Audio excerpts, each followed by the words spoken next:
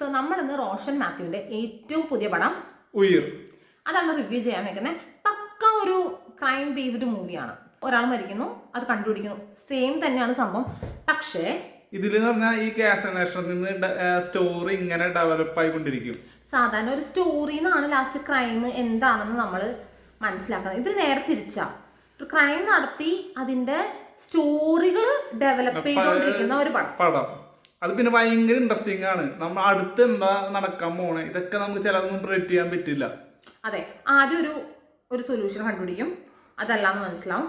രണ്ടാമതൊരു സൊല്യൂഷൻ കണ്ടുപിടിക്കും, അതല്ലാന്ന് മനസ്സിലാവും. മൂന്നാമത്തെ സൊല്യൂഷൻ. ഇങ്ങനെ ഇത് കണ്ടിന്യൂ ചെയ്ത് പോകണം. മെയിനായിട്ട് പടം തീർന്നിട്ടില്ല എന്ന് നമ്മൾ മനസ്സിലാക്കുമ്പോഴാണ് സൊല്യൂഷൻ ഇതല്ല എന്ന് നമ്മൾ മനസ്സിലാക്കുന്നത്. പിന്നെ ഇതില് പല കഥാപാത്രത്തിന്റെ പല ആംഗിളിൽ നിന്ന് ചിന്തിക്കുന്ന കാര്യങ്ങളൊക്കെ നല്ല രസമായിട്ട് എടുത്തിട്ടുണ്ട്. അതെ, നമ്മളും ചിന്തിച്ചു പോകും. റോഷൻ മാത്യു വന്നിട്ട് ഇതിൽ SI ആണ്. അപ്പോൾ ഒരു ന്യൂ ജോയിനി ആണ്. അപ്പോൾ ആൾക്ക് വന്നിട്ട് പ്രൊബേഷൻ പീരീഡ് ആണ്. ആദ്യത്തെ 3 മാസത്തിൽ ആ ഒരു SI എത്ര അധികം ടെൻഷനും പിന്നെ ടൈമില്ലാതെ എത്രത്തോളം കാര്യങ്ങൾ ചെയ്യുന്നുണ്ടെന്നൊക്കെ ഇതിൽ നല്ല വ്യക്തമായിട്ട് കാണുന്നുണ്ട്. പിന്നെ അതുപോലെ തന്നെ ഫസ്റ്റ് കേസാണ് റെസ്ലെസ് ആയിട്ടുള്ള ജോബും. പിന്നെ അതുമല്ല, ഈ ഒരു കഥ ശരിക്കും നടന്ന ഒരു കഥയാണ്. അത് ഈ പടത്തിന്റെ അവസാനം കാണിക്കുന്നുണ്ട്. സത്യം പറഞ്ഞാൽ നമ്മൾ കുറേയൊക്കെ ഇങ്ങനെ കേരളത്തിലൊക്കെ കുറ്റം പറയും നമ്മള്. പക്ഷെ ശരിക്കും നമ്മൾ കേരളം വിട്ട് പുറത്തോട്ട് പോകുമ്പോഴാണ് നമ്മുടെ കേരളം എത്ര സ്വർഗമാണെന്ന് നമ്മൾ അറിയുന്നത്. ഈ പടത്തിലൊരു സീനുണ്ട്. എന്നുവെച്ചാൽ ഈ കുട്ടികളെ മറ്റേ മനുഷ്യക്കടത്തുകാര് തട്ടിക്കൊണ്ട് പോയി ഇവര് അവിടെ ചെന്നിട്ട് ആ കുട്ടികളെ റിക്കവർ ചെയ്യണ സീനിൽ നമുക്ക് തോന്നും നമ്മൾ കേരളത്തിൽ ജനിച്ചു പോയത് ഭാഗ്യം കൊണ്ടാണെന്ന്. അതെ, സത്യമായി ഈ മുംബൈ, അതുപോലെ തന്നെ ഈ കൽക്കട്ട, അങ്ങനെയുള്ള കുറേ അധികം സ്ഥലങ്ങൾ, അതായത് മെയിനായിട്ട് നോർത്ത് ഇന്ത്യ ഒക്കെ നമ്മൾ പോകുമ്പോൾ എന്ത് വിശ്വാസമുള്ള. ഇപ്പൊ ടു ബി ഫ്രാങ്ക് ഞാനൊരു കാര്യം പറയുകയാണെങ്കിൽ, ഒരു വഴി കൂടെ ഒരു കൊച്ചു നടന്നു പോവാണെങ്കിൽ നമ്മൾ 4 പേര് ചോദിക്കും, കൊച്ചു എങ്ങോട്ടാ പോകുന്നേ, എന്താണ് സംഭവം, ആരെങ്കിലും ഉണ്ടോ, ആരെങ്കിലും ഒക്കെ ചോദിക്കും. പക്ഷേ കേരളത്തിന് പുറത്ത് അങ്ങനെയാണോന്ന് വെച്ച് കഴിഞ്ഞാൽ അവിടുത്തെ പോലീസുകാർക്ക് ഗവൺമെന്റിന് ഒന്നും ചെയ്യാൻ പറ്റുന്നില്ല. അറ്റ്ലീസ്റ്റ് നമ്മുടെ ഇവിടെയുള്ള ആൾക്കാർക്ക് പോലീസിനെ പേടിയുണ്ടോ? അവിടെ അതുമില്ല, ഒന്നുമില്ല. എല്ലാവർക്കും അറിയാം ഇങ്ങനെയാണ് ഇവിടെ നടക്കുന്നത്. പക്ഷെ അവിടുത്തെ ഗവൺമെന്റിനും പോലീസിനും ഒന്നും ചെയ്യാൻ പറ്റില്ല. ഇവിടുത്തെ നാട്ടുകാരെ പേടിയുണ്ട്. അതായത് പട്ടാ പകലൊരു പെണ്ണിനെ കയറി പിടിക്കാൻ വന്നു കഴിഞ്ഞാൽ നമ്മുടെ നാട്ടുകാർ ചോദിക്കും. നമ്മുടെ മലയാളീസ് നമ്മൾ മിണ്ടാതിരിക്കത്തില്ല.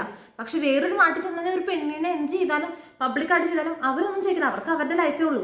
അത് വെച്ച് നോക്കുമ്പോൾ നമ്മുടെ മലയാളികൾ എത്രത്തോളം വ്യത്യസ്തമാണെന്നുള്ളത് പടത്തിലെടുത്ത് നമുക്ക് തോന്നിപ്പോവും. ഒന്ന് ചിന്തിച്ചു. ഇതിൽ നമുക്ക് മനുഷ്യക്കടത്തിന്റെ ഭയങ്കര ഇത് കാണിക്കുന്നുണ്ട്. മെയിനായിട്ട് നമുക്കിത് കാണുമ്പോൾ വിചാരിക്കും, ഓ നമ്മള് എന്തോ ദൈവവായത്തിൽ കേരളത്തിൽ ജനിച്ചു പോയല്ലോ എന്ന് നമുക്ക് ആശ്വസിക്കാം. അതെ, സോ നമുക്ക് കുറച്ച് നല്ല കൊള്ളുന്ന ഒരു പടമാണ്. നല്ലപോലെ മനസ്സൊക്കെ നിറയും. നല്ലൊരു പടമാണ്. ഒരു വെറൈറ്റി പിടിക്കാൻ നോക്കിയിട്ടുണ്ട്. എല്ലാരും അത്യാവശ്യം നല്ല പോലെ അഭിനയിച്ചിട്ടുണ്ട് കേട്ടോ. അതെ, റോഷൻ മാത്യു പിന്നെ പറയേണ്ട ആള് നല്ല അടിപൊളിയായിട്ട് അഭിനയിക്കുന്ന ആളാണ്. റോഷൻ മാത്യുവും പിന്നെ ബൈജു അവരൊക്കെ ഉണ്ട്. അവരൊക്കെ നന്നായിട്ട് ഇതിൽ അഭിനയിച്ചിട്ടുണ്ട്. അതെ, അവർ അഭിനയിക്കുന്ന ആൾക്കാരാണ്. നമുക്ക് പ്രത്യേകിച്ച് അവർ അഭിനയത്തിനെ കുറിച്ച് പറയേണ്ട കാര്യമൊന്നുമില്ല. നല്ലൊരു പടമാണ്. 1 ടൈം വാച്ചബിൾ ആയിട്ടുള്ള ഒരു മൂവിയാണ്. സോ ഇൻട്രസ്റ്റിംഗ് ആണ് മെയിനായിട്ട്. അതെ, ഇൻട്രസ്റ്റിംഗ് ആണ്. നമ്മൾ വിചാരിക്കും നമ്മൾ ഈ ഒരു ചെറിയൊരു സംഭവം എത്ര ഡെവലപ്പ് ചെയ്ത് കൊണ്ടുപോകാൻ പറ്റുമെന്ന് ഇത് മനസ്സിലാക്കാം. അവസാനം വരുമ്പോൾ നമ്മൾ ത്രില്ലടിച്ചു പോകും. ഇത് ഇങ്ങനെയാണല്ലോ എന്ന് നമ്മൾ ത്രില്ലടിച്ചു പോകും മെയിനായിട്ട്. അതെ, പിന്നെ ഓവർ എക്സ്പെക്ടേഷൻ വേണ്ട. ഒരു നൈസ് പടം. ഒരു വട്ടം ഇരുന്ന് സൂപ്പറായിട്ട് കാണാം, ബോറടിക്കില്ല. അതെ, ഒരു വട്ടം എന്തായാലും കാണാൻ പറ്റും. പിന്നെ അത്യാവശ്യം നന്നായിട്ട് സ്ക്രീൻ പ്ലേയും പിന്നെ സ്റ്റോറിയൊക്കെ അത്യാവശ്യം നല്ലൊരു സ്ക്രിപ്റ്റ് ആയിട്ടും കാര്യങ്ങളൊക്കെ നല്ലതായിട്ട് എഴുതിയിട്ടുണ്ട്.